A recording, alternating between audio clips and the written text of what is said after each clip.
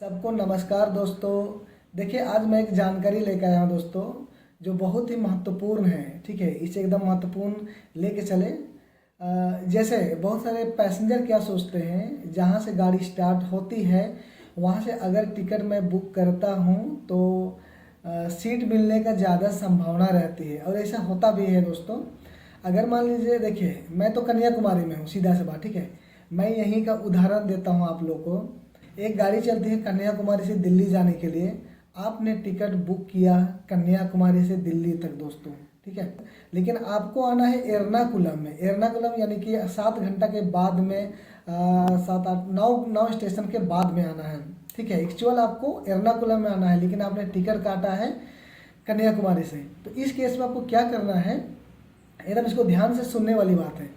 क्या करना है, अगर मान लीजिए आप कन्याकुमारी से टिकट बुक करते हैं, ठीक है, तो आपको बोर्डिंग पॉइंट, आप जहाँ से चढ़ना चाहते हो, जहाँ से एकदम एक्चुअल आना चाहते हो, वहाँ का बोर्डिंग पॉइंट डाल दीजिए। ठीक है, जैसे मैं आपको बताता हूँ कैसे डालना होता है। जैसे देखिए, ये रिजर्वेशन फॉर्म है। ठीक है, ये रिजर्वेशन फॉर्म है दोस्तों। यहाँ 3 4 लाइन रहता है। यहाँ में 4 नंबर है ना, 4 नंबर में बोर्डिंग पॉइंट है दोस्तों। जब भी ये फॉर्म भरते हैं तो बोर्डिंग पॉइंट जरूर पूछता है। तो इसमें क्या करिएगा, ये जो पेन का मार्क किए हैं यहाँ पे लिखना है आपको। टिकट तो चलिए कन्याकुमारी से लेके आप दिल्ली तक टिकट बुक करे हो, लेकिन बोर्डिंग पॉइंट को एर्नाकुलम डाल दीजिए, क्योंकि आपको एर्नाकुलम से आना है। ठीक है, ताकि आपका सीट बचा रहेगा। आपको आपका कोई भी मतलब टिकट बुक हो जाएगा और कंफर्म भी मिल जाएगा, लेकिन आपका सीट भी बचा हो रहेगा। ठीक है, अगर मान लीजिए आप अगर बोर्डिंग पॉइंट चेंज नहीं करते हो तो हम लोग आपका टिकट को कैंसिल कर देंगे दोस्तों। ठीक है, क्योंकि जानते हैं, क्योंकि 9 स्टेशन के बाद आ रहे हो, और हम लोग थोड़ी जानकारी है कि आप किधर से आओगे। तो 9 स्टेशन के बाद में आओगे और 7 घंटे के बाद में, तो कोई भी टीटी रहेगा आपका टिकट को कैंसिल कर देगा। और इस केस में आप अगर ट्रेन में दोबारा आते हो तो आपको बिना टिकट के तौर पर माना जाएगा दोस्तों, और आपको फिर से फाइन देना पड़ेगा।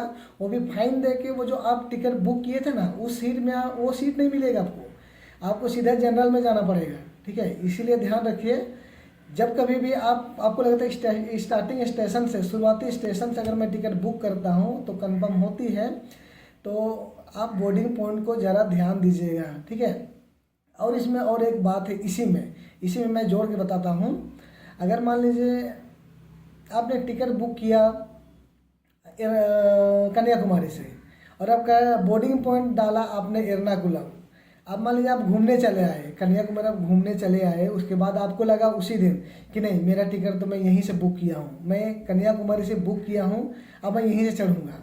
तो यहाँ कोई दिक्कत नहीं है दोस्तों, लेकिन यहाँ 2 चीज़ का ख्याल रखना है। ठीक है, आपका इस ध्यान सुनना है। आपका टिकट है कन्याकुमारी से, बोर्डिंग पॉइंट है एर्नाकुलम। अब एर्नाकुलम नहीं चढ़ के आप कन्याकुमारी आते हो, अब कन्याकुमारी से चढ़ना है आपको दोस्तों।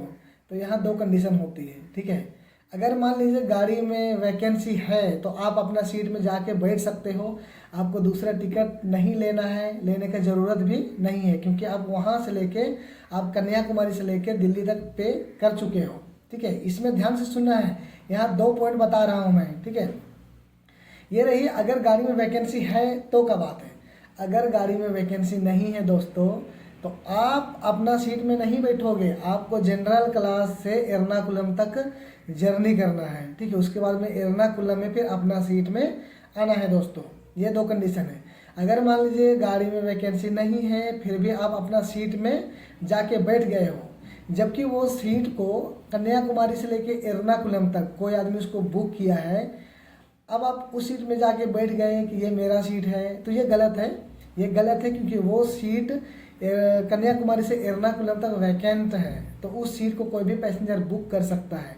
अगर दूसरा पैसेंजर बुक किया, फिर आप जाके वहाँ लड़ रहे हो, झगड़ रहे हो, तो आपको बिना टिकट के तौर पर माना जाएगा, और विदाउट टिकट के रूप में आपको चार्ज किया जाएगा दोस्तों, यानी कि पेनल्टी मारा जाएगा। ठीक है, तो ख्याल रखिए दोस्तों, जब भी टिकट बुक करिएगा आपका बोर्डिंग पॉइंट को ज़रूर ध्यान देना है दोस्तों, नहीं तो हम लोग कैंसिल कर देंगे, सीधी सी बात है।